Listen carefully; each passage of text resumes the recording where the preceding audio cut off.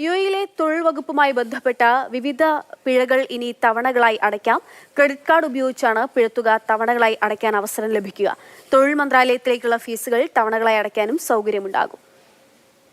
UAE തൊഴിൽ മന്ത്രാലയമാണ് പിഴത്തുക തവണകളായി അടയ്ക്കാനുള്ള അവസരം പ്രഖ്യാപിച്ചത്. തൊഴിൽ മേഖലയുമായി ബന്ധപ്പെട്ട് കമ്പനികളും വ്യക്തികളും നടത്തിയ നിയമലംഘനങ്ങൾക്കുള്ള പിഴ തവണകളായി അടയ്ക്കാം. വിവിധ ബാങ്കുകളുടെ ക്രെഡിറ്റ് കാർഡ് ഉപയോഗിച്ചാണ് പിഴ തവണകളായി അടയ്ക്കാൻ അവസരം ലഭിക്കുക. ADCB, RAK bank, commercial bank of Dubai, Mashreq bank, commercial bank international എന്നീ ബാങ്കുകളുടെ ക്രെഡിറ്റ് കാർഡുകളാണ് തുടക്കത്തിൽ സ്വീകരിക്കുക.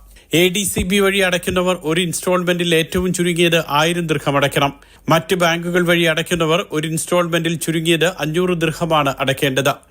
തവണകളായി അടയ്ക്കാൻ ആഗ്രഹിക്കുന്നവർ അതത് ബാങ്കുകളുമായി നേരിട്ട് ബന്ധപ്പെടണമെന്ന് മാനവശേഷി സ്വദേശീവൽക്കരണ മന്ത്രാലയം അറിയിച്ചു.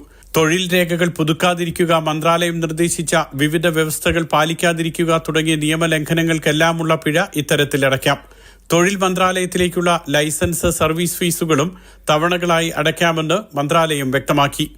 Mathrubhumi news, Dubai.